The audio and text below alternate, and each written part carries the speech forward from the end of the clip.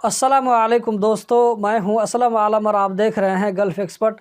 दोस्तों, आज की जो वीडियो मैं आप लोगों के साथ में शेयर करने वाला हूं बहुत ही ज़्यादा इन्फॉर्मेटिव होने वाली है, तो इस वीडियो का आखिर तक ज़रूर देखें ताकि आपको पूरी जानकारी मिल सके। दोस्तों, आज की वीडियो की जानिब बढ़ने से पहले एक छोटी सी जानकारी मैं आप लोगों के साथ में शेयर कर दूं।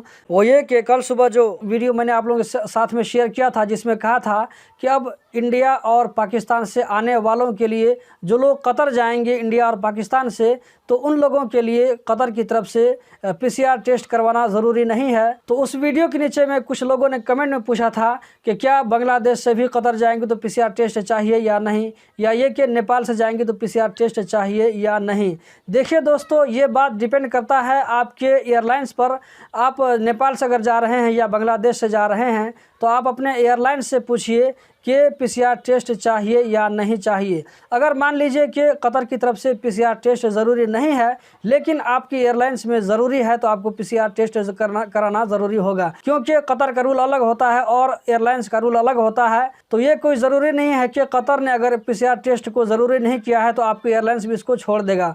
बहुत सारे एयरलाइंस ऐसे हैं, बहुत सारी फ़्लाइट ऐसी है कि उस फ्लाइट में एंटर करने के लिए आपको पीसीआर का नेगेटिव सर्टिफिकेट दिखाना पड़ेगा। मैं आप लोगों से यही कहना चाहूँगा कि आप जब फ़्लाइट की टिकट खरीदते हैं तो ख़रीदने के टाइम में एयरलाइंस वाले से पूछ लीजिए कि पीसीआर का टेस्ट ज़रूरी है या नहीं है। अब आते हैं आज की वीडियो की जानिब। ये अपडेट खास करके नेपाली भाइयों के लिए है जो कतर से नेपाल आना चाहते हैं, छुट्टी में हो या किसी भी तरह कैंसिल में हो। अगर वो ट्रैवल करके कतर से नेपाल आते हैं, कतर ही से नहीं बल्कि सऊदी, दुबई, कुवैत, मलेशिया, कहीं से भी अगर आप घर जाते हैं, नेपाल आते हैं, तो आपको 10 दिन तक नेपाल में होम क्वारंटीन में रहना पड़ेगा। दोस्तों, ये रूल लागू कर दिया गया है। अब जो लोग भी बाहर से ट्रैवल करके नेपाल आएंगे तो उन लोगों को 10 दिन होम क्वारंटीन में रहना ही पड़ेगा।